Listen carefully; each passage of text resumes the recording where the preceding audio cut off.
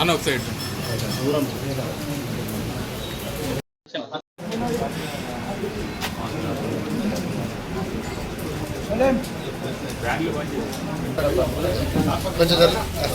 Bhargav sir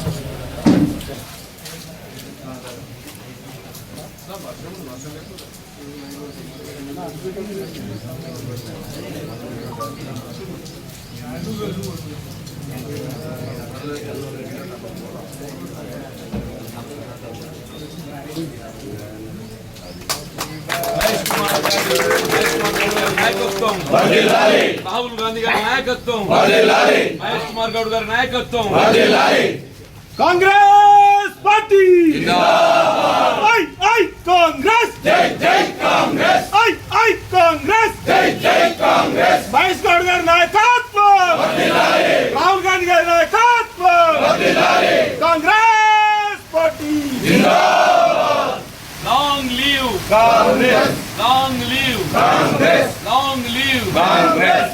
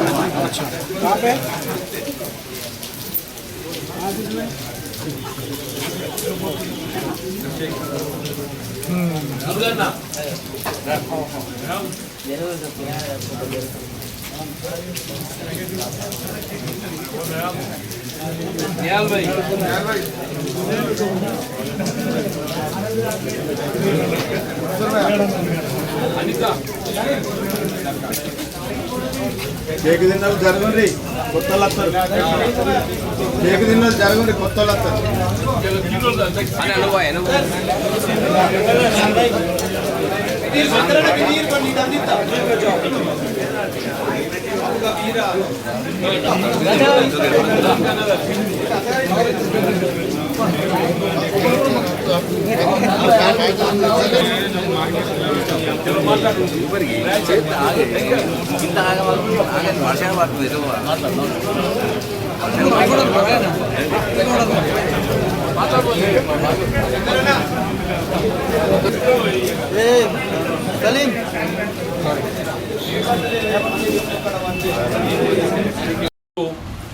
మన ప్రియతమ నాయకులు తెలంగాణ ప్రదేశ్ కాంగ్రెస్ అధ్యక్షులు మహేష్ గౌడ్ గారి 59వ జన్మదినాన్ని పురస్కరించుకొని జిల్లా కాంగ్రెస్ ఆధ్వర్యంలో నిర్వహిస్తున్నటువంటి యొక్క ఈ జన్మదిన కార్యక్రమంలో పాల్గొంటున్నటువంటి యొక్క సీనియర్ కాంగ్రెస్ నాయకులు, యువజన కాంగ్రెస్ మిత్రులు, ఎన్ఎస్ఏ సోదరులు, మహిళా కాంగ్రెస్ అందరికీ కూడా హృదయపూర్వకంగా అభినందనలు తెలియజేస్తూ, అంటే వాస్తవంగా క్రమశిక్షణకు మారుపేరు మహేష్ గౌడ్ గారు అని చెప్పని తప్పదు.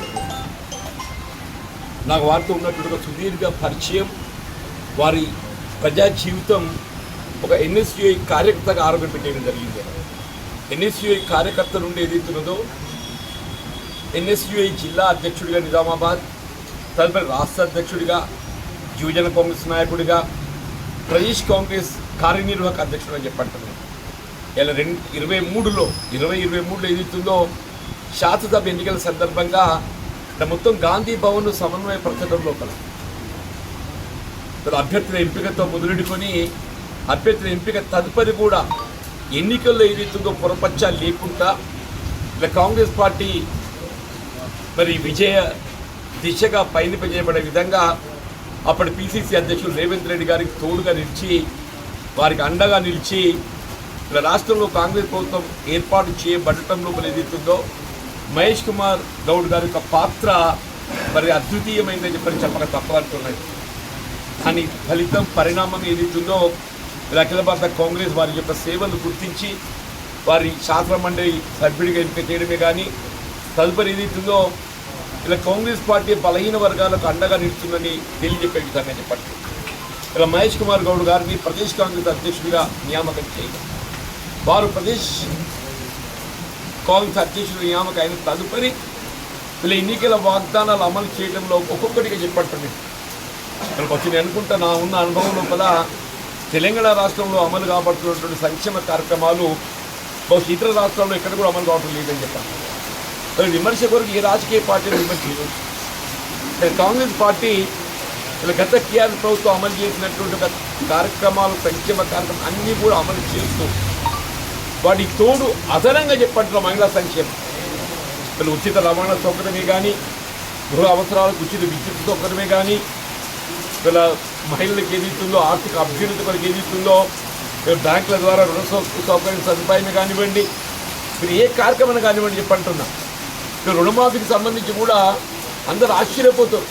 వాస్తవం ఇంకా కొంతమందికి రుణమాఫీ సౌకర్యం అమలు కావాల్సింది మిగిలిపోయి ఉన్నది. కానీ వీళ్ళ దేశంలో ఏకైక రాజకీయ పార్టీ, ఏకైక రాష్ట్రం తెలంగాణ రాష్ట్రం కాంగ్రెస్ పార్టీ అని చెప్పాలి తప్పదంటున్నది. రుణమాఫీ అమలు చేసినటువంటి యొక్క ప్రభుత్వం, రాజకీయ పార్టీ కేవలం కాంగ్రెస్ పార్టీని మాత్రం చెప్పక తప్పదు. ఎక్కడ లేదన్న అంటున్నాను. ఇంకా భారతీయ జనతా పార్టీ పాలిత రాష్ట్రాలు చాలా ఉన్నాయి. రైతాంగానికి సంబంధించి రుణమాఫీ చేయాలని ఆలోచన వారికి చేయలేకపోయింది. ఇక్కడ బీఆర్ఎస్ పార్టీ కూడా గతంలో ₹1,00,000 రుణమాఫీ చేసిండ్రు. కానీ వాళ్ళు ఏది ఇస్తుందో చేతులు వచ్చేసింది, ఇది కాదు అని చెప్పండి. కానీ కాంగ్రెస్ పార్టీ ఈ దేశానికి రైతాంగమే వెన్నెముక, ఆ రైతుకు అండగా నిలబడే తలంపుతో అనేది ఇస్తూ రుణమాఫీ కార్యక్రమం చెప్పండి. లేని విధంగా ఇంత పెద్ద ఎత్తున ధాన్యం ఉత్పత్తి అవుతుంటే ఈ వర్షానికి అకాల వర్షాలకు తడి బుద్ధవుతున్నటువంటి ధాన్యాన్ని కూడా రైతులకు ఏ విధమైనటువంటి ఇబ్బందులు కలగకూడదు, రైతులు ఆందోళన గురి కాకుండా ఉండాలనే ఒక భావనతోని తడిసిన ధాన్యాన్ని కూడా సేకరింపు చేయాలని చెప్పి ప్రభుత్వం ఏదైతుందో ఉత్తర్వులు జారీ చేయడం ద్వారా సేకరింపు చేస్తున్న విషయం మనం గమనించుకొని చెప్పండి. సన్న రకాలకి ఏదైతుందో ఇవాళ బియ్యం పంపిణీ కార్యక్రమం చెప్పండి. దశాబ్ద తరబడి రేషన్ కార్డు జారీ లేదు. ఇవాళ నిరుపేద వర్గాలకు ఏదైతుందో వాళ్ళ గుర్తింపు కావాల్సింది తెల్ల బియ్యం రేషన్ కార్డు అని చెప్పంటున్నాం. ఆ రేషన్ కార్డు కేవలం నిత్యావసర వస్తువుల సరుకులకి పరిమితం కాకుండా ప్రభుత్వం అమలు చేయదని పెట్టే సంక్షేమ కార్యక్రమాలకు అర్హత సూచి, విద్యా వైద్య అనేది ఉచితంగా పొందగలగటానికి సూచన. అటువంటి రేషన్ కార్డుల జారీ ఏదైతుందో ఇవాళ మనం గమనిస్తున్నాం. గత లాస్ట్ 1 మంత్కి వెళ్ళి ఏదైతుందో అర్హత కలిగే వారి కలిగి 100% సాచ్యురేషన్ ప్రాతిపదికన రేషన్ కార్డు అమలు చేయడం జరుగుతుందని చెప్పండి. వీళ్ళ బలహీన వర్గాలకు సంబంధించి 42% రిజర్వేషన్ వీళ్ళ తెలంగాణ శాసన మండలి బిల్లు ఆమోదం చేయడమే కాదు, గవర్నర్ గారి ద్వారా ఏదైతుందో లీగల్ స్క్రూటీతో సహా కేంద్ర ప్రభుత్వం నివేదించడం జరిగింది. ఇలా రాష్ట్రంలో ఏదైతుందో వివిధ రాజకీయ పార్టీ అన్నింటిలో సమన్వయం చేసి అందరి ఏకాభిప్రాయంతో ఇలా కేంద్రానికి ఏదైతుందో బలహీన వర్గాలకు 42% రిజర్వేషన్ కల్పన చేయాలనేటువంటి ఒక కార్యక్రమాన్ని అమలు చేసి తలపెట్టింది కాంగ్రెస్ పార్టీ. దానికి వెన్నుదన్నుగా నిలిచి మరి ముందు వరుసలో ఉన్నది మన మిత్రుడు మహేష్ కుమార్ గౌడ్ గారు అని చెప్పక తప్పదు. వారు పిసిసి అధ్యక్షులు వారి బాధ్యత ఏదైతుందో రాష్ట్ర ప్రభుత్వం 42% రిజర్వేషన్ అమలు చేయడం లోపల మరి ముందు వరుసలో ఉన్నందుకు నేను వారికి హృదయపూర్వకంగా నేను ధన్యవాదాలు చెప్తున్నా, వారిని అభినందిస్తానని చెప్పంటూ నేను వారు ఒక వ్యవసాయ కుటుంబంలో జన్మించిండు. మహేష్ కుమార్ గౌడ్ గారు అనగానే ఏదైతుందో అందరూ వృత్తిపరంగా గీతా కార్మికుడు అనుకుంటారు. కానీ వాస్తవంగా ఏదైతుందో ఒక వ్యవసాయ కుటుంబంలో జన్మించింది ఆయన. వారి తండ్రి గారు ఏదైతుందో వారు మంచి విద్యాబుద్ధులు నోటించాలని చెప్పని వారిని నిజామాబాద్లో ఇల్లు తీసుకొని వారి మంచి విద్యాబుద్ధులు చెప్పించే విధంగా ఇప్పుడే చాంద్ భాయ్ అన్నట్టు కరాటే మాస్టర్ కూడా అయితే శిక్షణ పొందడం జరిగిందని చెప్పంటుంది. ఇలా మహేష్ కుమార్ గారి ఆధ్వర్యం లోపల రేపు రాబోయే స్థానిక సంస్థల ఎన్నికలు మనకు ఒక పరీక్ష లాంటి.